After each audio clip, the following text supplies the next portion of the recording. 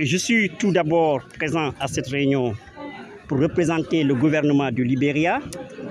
Comme vous le savez, le GIABA est une institution spécialisée de la CEDEAO qui lutte contre le blanchiment de capitaux et le financement du terrorisme.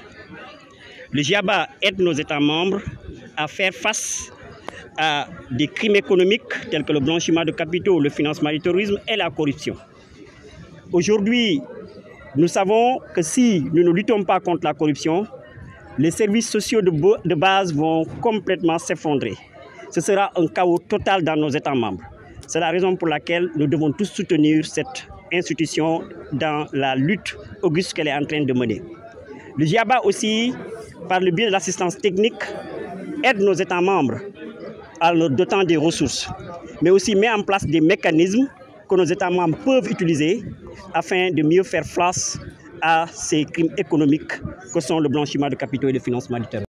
Et je suis tout à fait d'accord que nous continuons encore à faire face à des défis, mais il faut reconnaître qu'il est très important que nous comprenions tous les efforts déployés par l'institution qu'est le GIABA. Il faut sensibiliser les populations autour des questions de blanchiment de capitaux et de financement du terrorisme. Cela a un impact sur la qualité de nos vies et aussi celle de nos enfants. Donc nous devons ensemble nous assurer de faire un barrage face à ce phénomène qui est en train de complètement mettre à genoux certaines de nos économies.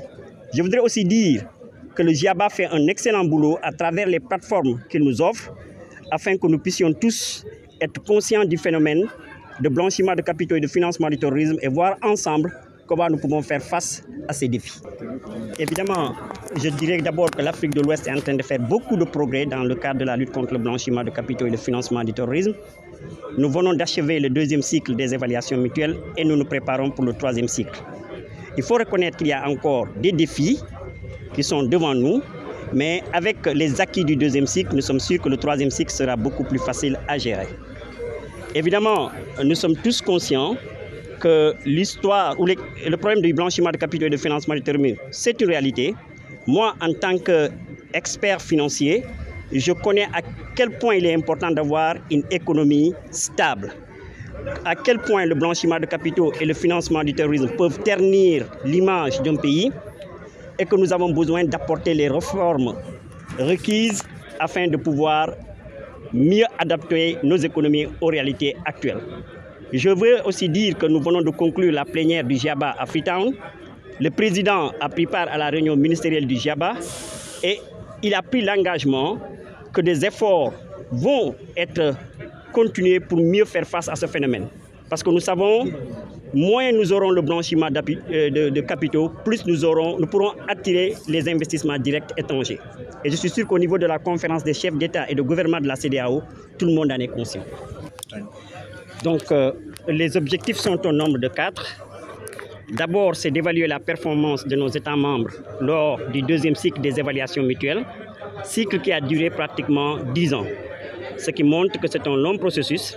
Nous allons voir ensemble et faire l'état des lieux de nos faiblesses et de nos défis. Le deuxième objectif, c'est de voir quels sont les changements qui ont été apportés lors de ce deuxième cycle et voir comment mieux démarrer le troisième cycle. Sur la base des lacunes qui seront identifiées, travailler là-dessus pour améliorer nos dispositifs. Le troisième objectif, c'est de mettre ensemble quelques points d'action ici lors de cet atelier. Et une fois de retour dans leurs pays respectifs, les États membres vont élaborer un plan d'action pour pouvoir mieux faire face aux défis auxquels ils sont confrontés.